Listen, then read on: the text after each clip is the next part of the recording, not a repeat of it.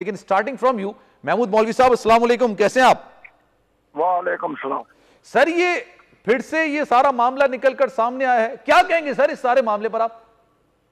देखिए मैं कहूंगा, देखिए साइफर जो है ना एक यूजुअल चीज है और इमरान खान साहब ने इसको यूज किया पॉलिटिकल माइलेज के लिए। बदकिस्मती ये है कि हमारे मुल्क में जो भी नारा लगता है अमेरिकन के खिलाफ या किसी के खिलाफ, तो वो लोग उसको एंजॉय भी करते हैं और लोग बड़े अट्रैक्ट हो जाते हैं।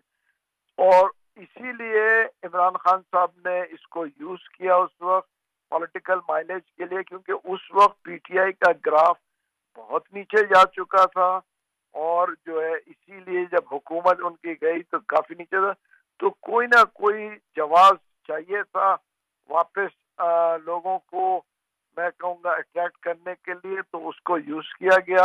आप देखें कई दफा ऐसे भी उसके बाद जो है चेयरमैन साहब ने अमेरिकन से भी कहा कि नहीं जी, अमेरिकन जो है मैं उनके खिलाफ नहीं हूँ और अमेरिकन ने ये नहीं किया। देखिए वो चीजें यू टर्न पे यू टर्न लेते रहे हैं।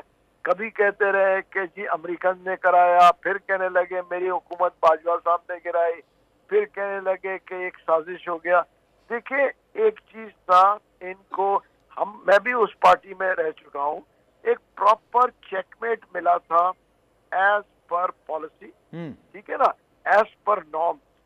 देखिए ना, एज पर नॉर्म्स अगर हमारे पास जो है वोट पूरे नहीं थे और दूसरी हुकूमत जो है ऑपोजिशन ने आके गवर्नमेंट बनाई, तो हमें एक्सेप्ट कर लेना चाहिए था।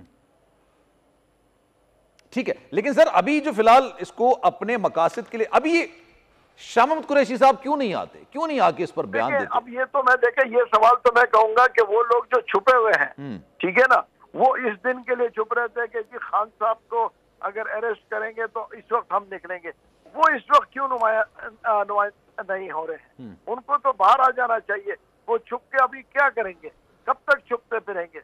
उनको बाहर आना चाहिए। उनको तो देखे ना, उनको आज एहसास हुआ है कि आवाम जो है उनके साथ नहीं है, आवाम फौज। सर आप उनके बाहर आने की बात कर रहे हैं, आपने देखा होगा जब तहरीक इंसाफ के सरबराह को दोबारा हिरासत में लिया गया तो एक वीडियो भी शायद शाह महमूद कुरैशी साहब की निकलकर सामने आई थी जिसमें उन्होंने कहा कि लोग पुरअमन एहतजाज करें, लेकिन लोग तो उसके लिए भी नहीं निकल रहे।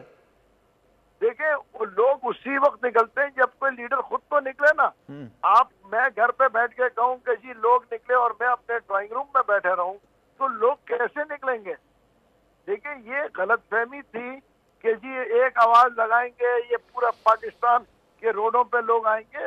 लोग जो है अब इतने बेवकूफ नहीं रहे हैं, उनको पता है कि फौज जो है इस मुल्क की रीढ़ की हड्डी है और फौज को डैमेज करना इस मुल्क को डैमेज करना है। तो इसमें कोई शख्स मुहब्बुल वतन शख्स मैं कहूँगा जो है वो फौज के अगेंस्ट नहीं जाएगा और उनको ये मालूम है कि फौज जो है इस मुल्क के रखवाले भी हैं और हर दुख और मसले में हमेशा पहल होते। तो सर ये जब अपने पे बात आती है तो ये सारे उसूल क्यों भूल जाते हैं? मुझे तो खुद तहरीक इंसाफ के सरबराह के बयानात याद हैं जो वो वजीर आजम थे या वजीर आजम बनने से पहले कि फौज को कमजोर नहीं किया जा सकता, वो मुखालफीन पर तनकीद करते थे, लेकिन जब अपने पे मामला आता है तो फिर ये सारी चीजें, ये बातें कहाँ चली जाती हैं? देखिए यही तो बदकिस्मती है कि जब तक हुकूमत में होते हैं तो फौज से अच्छा कोई नहीं और जो है वो मुहब्बुल वतन भी है।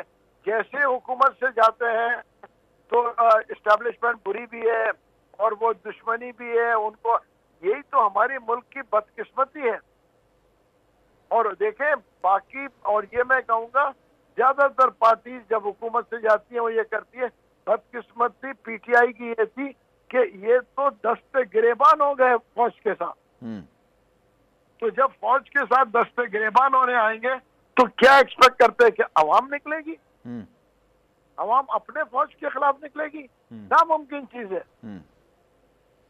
ठीक है, अच्छा मैं क्योंकि उसामा गाजी साहब भी हमारे साथ मौजूद हैं, उनको भी जरा शामिल गुफ्तगू करता हूं। जरा आगे, उसामा गाजी साहब अस्सलाम वालेकुम। सर ये अभी तक डिसाइड क्यों नहीं हो